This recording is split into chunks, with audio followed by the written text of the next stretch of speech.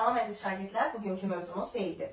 Feil bölməsini rahat və asan yolla öyrənmək istəyirsinizsə, inanıram ki, bu videomuz sizin üçün faydalı olacaq. Başlayalım. Feil bölməsini öyrənmək üçün əvvəla subyekt və obyekt anlayışlarını bilməliyik. Subyekt hərəkəti icra edən tərəfə deyirlər. Obyekt isə üzərində hərəkət, yəni üzərində iş icra olunan tərəfə deyirlər. Gəlin nümunələrlə baxaq. Bacım kitabı götürdü. Götürdü nədir? Hərəkət. Götürmək hərəkətini kim icra edir? Bacım. Bacım orada nədir? Subyektdir. Götürmək hərəkəti hansı əşyanın üzərində icra olunur? Kitabın üzərində. Üzərində iş icra olunan tərəf. Kitab sözü də nədir? Obyektdir. Obyekt yalnız əşya olurmu? Yəni başqa canlılar, heyvanlar, insanlar obyekt ola bilir? Əlbəttə olur. Məsələn, Nərmin məni çağırır. Burada hərəkət nədir? Çağırmaq. Hərəkəti kim icra edir? Nərmin. Nərmin nə hesab olunacaq? Subyekt. Nərmin çağırmaq hərəkətini kimə yönəldi? Mənə. Mən orada nə sayılacaq? Obyekt. Əziz şagirdlər, subyekt-obyekt anlayışını öyrəndikdən sonra feili daha yaxşı testlərə tətbiq etmək üçün, bu mövzunu daha dərin anlamaq üçün təsirli feil və təsirsiz feil anlayışını öyrənməliyik. Təsirli feil. Əgər feil kimi, nəyi, haranı suallarından birini tələb edirsə, yəni feili bu suallardan hər hansı birini verə bilirəmsə, o zaman ona təsirli feil deyilir. Məsələn, yaz. Deyirsən nəyi? Deyirəm tapşırığı yaz. Və ya testi yaz. Qarşısına kimin nəyi haranı suallarından birinə cavab verən söz əlavə edirəmsə və ya rahatca feillər bu suallardan birini verə bilirəmsə təsirlidir. Məsələn, yığ. Nəyi yığ? Meyvəni yığ, məhsulu yığ, çağır. Kimi çağır? Nənəni çağır. Təsirsiz feildə isə bu dediyimizin tam əksi olacaq. Kimin nəyi haranı sualını əsla verməməliyəm. Çünki kimin nəyi haranı sualından birini verə bilirsənsə təsirli, vermirsənsə təsirsiz. Məsələn, get. Kimi get, nəyi get, haranı get deyəmirəm. Amma haraya get, evə get deyə bilirəm. Uşaqlar, indi isə feilin qrammatik məna növləri haqqında gəlin öyrənək. Məlum növ. Xüsusi şəkilçisi yoxdur. Quruluşca sadə, düzəltmə və mürəkkəb olur. Uşaqlar, nəyə görə sadəni dairəyə almışıq? Çünki feilin yerdə qalan heç bir qrammatik məna növü sadə ola bilməz. Məlum növ quruluşca 3 cür olur, çünki özünün xüsusi şəkilçisi yoxdur. Amma yerdə qalan məcul, qayıdış, qarşılıq, o növlərin şəkilçiləri leksik olduğu üçün onlar ya düzəltmə ola bilər, ya da mürəkkəb ola bilər. Yəni, sadə olmaq yalnız hansı növə aiddir? Məlum növə. Məsələn, qardaşım gəlir və biz gedəcəyik. Gəlmək sözün kökü. Bilməyənlər üçün qeyd edim ki, feildə şəkilçinin leksik və ya qrammatik olduğunu bilmək istəyirsinizsə, hansı şəkilçidən sonra maq desək leksik, deyə bilməsək qrammatikdir. Gəlmək sözün kökü gəlirmək, deyə bilmədik, deməli qrammatikdir. Və biz gedəcəyik, getmək sözün kökü. Gedəcəkmək deyə bilmədik, deməli acaq-əcək qrammatik. Gedəcəyikmək də deyə bilmədik, deməli qrammatik. Gördüyünüz kimi, özünə məxsus xüsusi leksik şəkilçisi olmadığından bu növ hansıdır? Məlum növdür. Məchul növ. 3 maddə ilə məchul növü öyrənək. Təsirli feil götürürük. Təsirli feil nə idi? Kimin, nəyə, haranı suallarından birinə cavab verə bilər feil. Üzərinə ıl üstü 4, ın üstü 4 və ya ın şəkilçisini gəlirik və nəticədə təsirsiz alırıq. Bu birinci xüsusiyyəti təsirlinin üzərinə ıl-ını gəlib təsirsiz alaq. Subyekt olmasının işi icra edən kimdir bilinməsin. Obyekt. Üzərində iş görülən tərəf mübtəda olsun. Yəni kim nə hara sualına birinə cavab versin. Məktub yazılır. Məktubu kim yazır? Bacım, qardaşım bilinmir. Subyekt yoxdur. Bu xüsusiyyət əla. Yazmaqdan yazılmaq dı qrammatik şəkilçidir. Gördüyünüz kimi ıl üstü 4 şəkilçisi var. Yaz nəyi yaz? Təsirliyə artırılıb. Yaz nəyi? Təsirli üzərindən ıl gəlibdir. Məchul növünün xüsusiyyətidir. Subyekt bilinmir. Kim yazıbdır?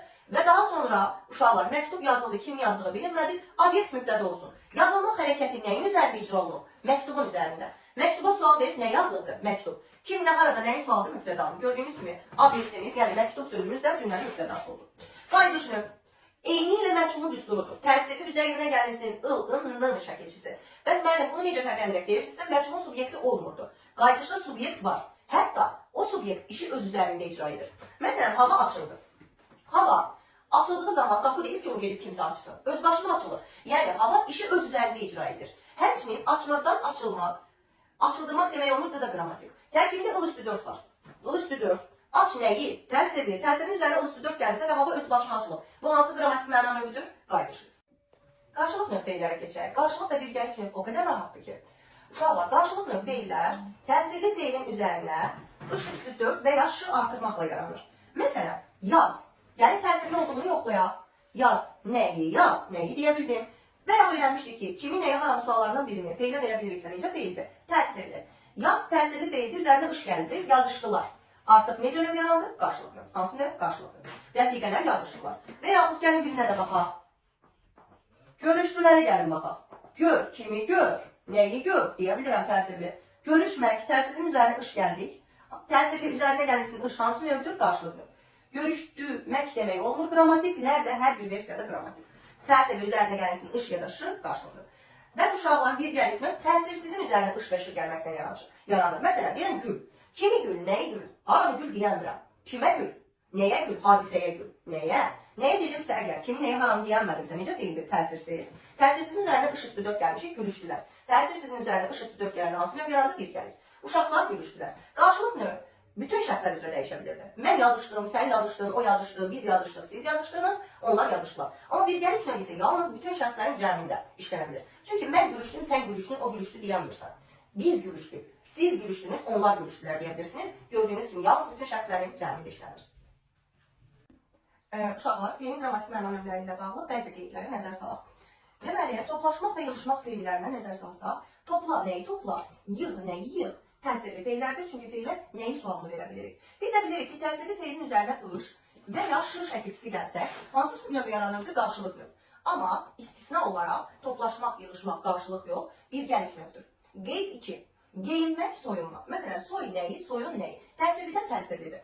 Amma təsirlidən təsirli deyən mənim qayıdış növümün düsturu yox idi. Normalda təsirlidən yaranır, təsirsiz olurdu. Təsirlidən təsirli olsa belə geyinmək, soyunmaq hansı növ hesablanacaq? Qayıdış növ. Qeyd 3. Bəzi feillər var ki, həm məchul, həm qayıdış növ işlənə bilir. Məsələn, qapı açıldı, hava açıldı. Əvvəla, qrammatik məna növləri taparkən mütləq kök şəkilçi ayrı. Açmaq sözün kökü, açılmaq, ıl-leksik, qrammatik. Aç nəyi? Təsirli. Açıl nəyi kimi deyəmirsən, nə et deyirsən, o da təsirsiz.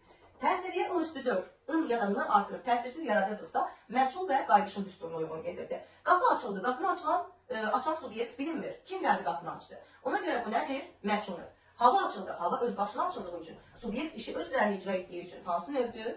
Qayıdış növdür. Eynisi ev bəzəndi, kimsə tərəfindən subyekt bilinmir, məchul növ, qız bəzəndi, işi öz üzərində icra edib qayıdış növ.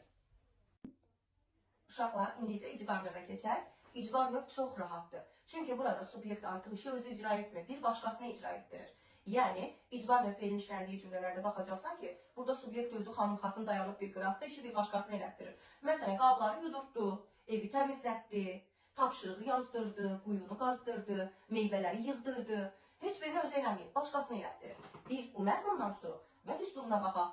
Təsirli bir feili götürürsən, üzərinə d üstü 4 və t mütləq bu şəkilçilərdən hər hansı birini gəlirsən və nəticədə təsirli feil alırsan. Məsələn, yazdırdı, yaz, nəyi yaz? Təsirli. Yazdır, nəyi yazdır? Yenə təsirli. Təsirlidən təsirli hansı növdür? İcbar. Son olaraq şəxssiz növ. Bunun da rahat yolu var, çünki bu növdə olan feillərin işləndiyi cümlədə əsla mübtədə olmur. Yəni, biz kim, nə, hara sualı şəxssiz növ feilin işləndiyi cümlədə görə bilmərik. Məsələn, şəxssiz növün düsturuna baxaq, təsirsiz bir feili götürürük, üzərinə ıl üstü 4 və ya ın gəlirik, nəticədə yenə təsirsiz feil alırıq. Məsələn, bax, kimi bax, nəyi bax deyə bilmirik. Ona görə bax necə feildir? Təsirsiz. Üzərinə ıl üstü 4 gəlirik, baxıldı. Kimi nəyi baxıldı deyəmirəm, nəyə baxıldı deyirəm. Təsirsizdən nə oldu? Təsirsiz. Çünki kimi nəyi bizim açar suallarımızdır. Kimi nəyi haram. Sözə verə bildinsə təsirli feildir, verəmədin təsirsiz. Məsələn, sənədlərə baxıldı. Sənədlərə baxıldı. Cümlədə kim nə hara sualına cavab verə bilər? Bir cümlə üzvü, yəni mübtəda yoxdur. O zaman bu hansı qrammatik məna növündədir? Şəxssiz növdədir. Azərbaycan dilində ən çox istifadə olunan şəxssiz feillər. Rast gəlinmək, yanaşılmaq, baxılmaq, istifadə olunmaq və s.